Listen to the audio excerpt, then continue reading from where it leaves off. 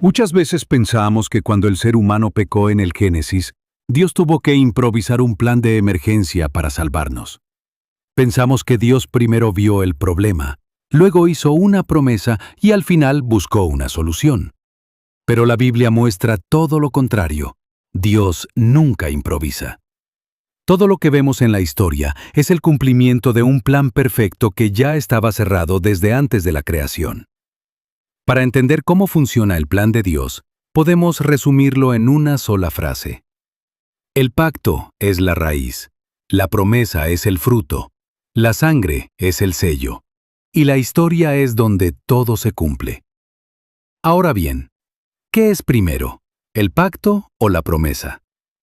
Para entender las cosas de Dios, usemos un ejemplo humano que Él mismo creó, el matrimonio. Imagina a dos personas que se casan. El día de su boda, ellos hacen un pacto, un compromiso legal y sagrado de ser una sola carne. De ese pacto nacen las promesas diarias. Te seré fiel, te cuidaré en la salud y en la enfermedad, trabajaré para el hogar. El pacto es el fundamento. Las promesas no crean el matrimonio. Es el pacto matrimonial el que sostiene a las promesas. No puedes prometer sin pactar. Tú no le haces promesas de amor y fidelidad conyugal a un extraño en la calle. Primero pactas una relación exclusiva con esa persona, y entonces tus promesas adquieren un valor real. De la misma manera, Dios no lanza promesas al vacío. Sus promesas en la Biblia existen porque están sostenidas por un pacto previo. Antes de que existiera el sol, la tierra, los seres humanos o el pecado, ya existía Dios. La Biblia nos revela que en la eternidad pasada, el Padre y el Hijo tenían una relación perfecta de amor, gloria y propósito. Juan 17:5. Ahora pues, Padre, glorifícame tú al lado tuyo, con aquella gloria que tuve contigo antes que el mundo fuese. Y en el verso 24 añade, porque me has amado desde antes de la fundación del mundo. En esa eternidad, el Padre y el Hijo hicieron un acuerdo, el pacto eterno, o pacto de redención.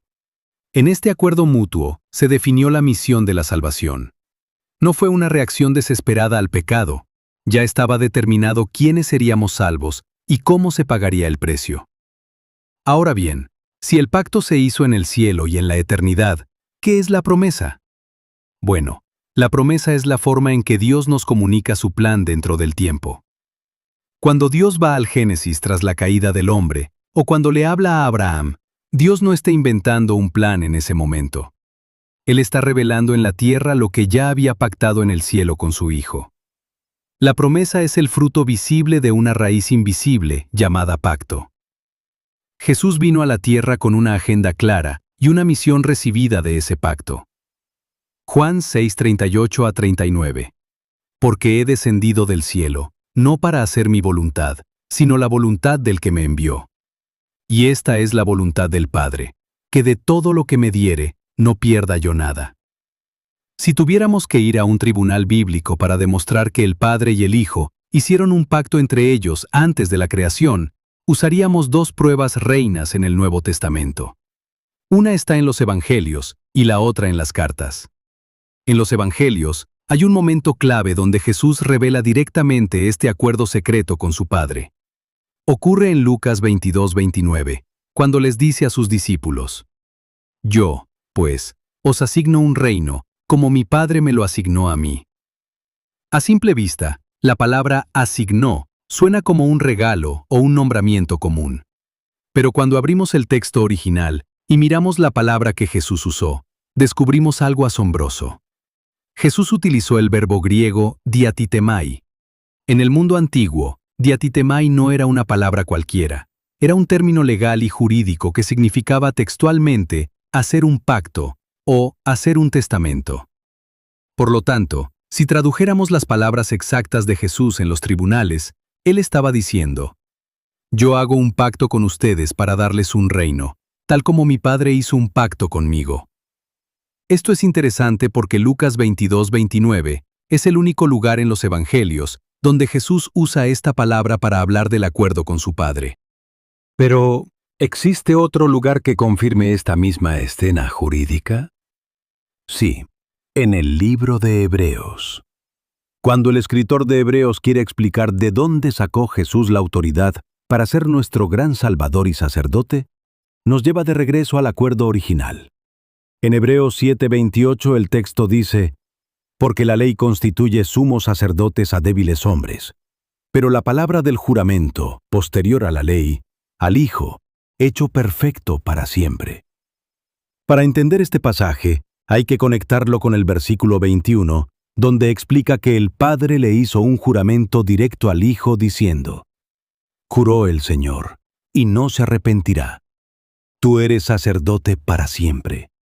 En la mentalidad bíblica, cuando Dios hace un juramento inquebrantable en la eternidad, está firmando un contrato.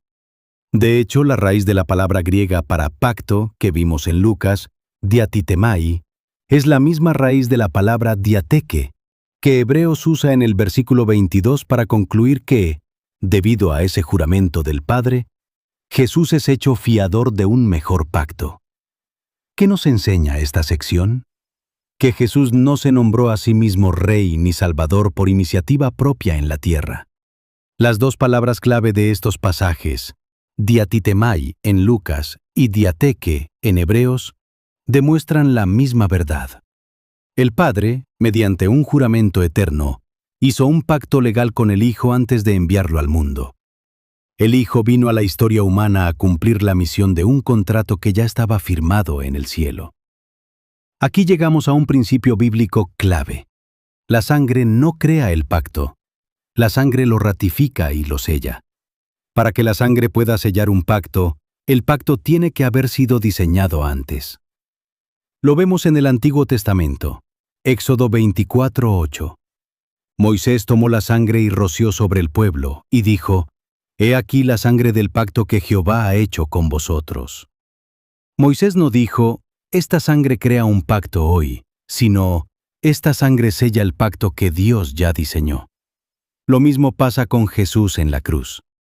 Cuando la Biblia dice en Hebreos 13:20 que Jesús nos rescató por la sangre del pacto eterno, nos está diciendo que la cruz fue el sello histórico de un propósito que ya era eterno. Cuando Jesús estuvo en la cruz según Juan 19:30 y dijo: «Consumado es», no significaba que el plan estaba empezando, sino que la obra encomendada en el pacto eterno había llegado a su perfecto cumplimiento. Así que, para enseñar o meditar en este orden divino, apréndete estos 4 pasos. 1. El plan de Dios no comenzó como una reacción improvisada ante el problema del pecado en la tierra, sino como un diseño perfecto y eterno en el cielo. Antes de la creación del mundo, el Padre y el Hijo establecieron un compromiso absoluto y soberano donde trazaron la ruta de la salvación, sembrando así la raíz invisible de todo lo que vendría después. 2. Una vez determinado ese plan en la eternidad, Dios entró en el tiempo de la historia humana para revelar ese acuerdo a través de las promesas. De esta manera, la promesa se convirtió en el fruto visible que le comunicó al ser humano el compromiso del cielo, dándole una esperanza firme basada en la fidelidad divina. 3. Ese propósito histórico alcanzó su punto de máxima confirmación legal en la cruz. Con la muerte y resurrección de Jesús, se derramó la sangre que funcionó como el sello definitivo, ratificando y dando validez legal a lo que ya se había determinado desde el principio. 4. Finalmente, ese diseño eterno y sellado en la cruz se manifiesta públicamente hoy en medio de la Iglesia, donde el Espíritu Santo se encarga de aplicar cada uno de los beneficios y bendiciones de ese pacto en la vida diaria de cada creyente. Así que, nuestra seguridad no descansa en las circunstancias del día a día, sino en que fuimos amados y salvados bajo un pacto inquebrantable que se firmó en la eternidad. Por último, imagina a un hombre que entra a una oficina de bienes raíces y firma el contrato de compra de una propiedad antigua. En ese mismo instante, al estampar su firma, el contrato queda cerrado y la propiedad legalmente le pertenece. Ya es suya. El pacto de compra está consumado. Sin embargo, el hombre no se queda de brazos cruzados con el papel en la mano. Basado en ese contrato que ya firmó, él mira el edificio y empieza a hacer promesas. Voy a cambiar todo el cableado eléctrico. Voy a pintar la fachada de blanco. Voy a instalar luces nuevas y voy a inaugurar aquí una cafetería el próximo mes. Las promesas de arreglar la fachada, cambiar los cables o abrir el negocio no son las que compraron la propiedad. Él no se paró frente a un edificio ajeno a prometer que lo iba a pintar. Primero tuvo que pactar y firmar el contrato de propiedad para luego tener el derecho legal de hacer todas las promesas de restauración. Las promesas son el plan de acción que nace de un contrato que ya está asegurado. Así opera el orden divino. El Padre y el Hijo firmaron el contrato de nuestra redención en la eternidad pasada. Cuando Dios viene a la historia humana, viene a la propiedad que ya es suya a cumplir las promesas de restauración, derramando la sangre en la cruz para sellar la entrega de las llaves y enviando al Espíritu Santo a remodelar el lugar. Primero se firma el contrato, y luego se ejecuta la promesa para sacarle el máximo provecho a la propiedad.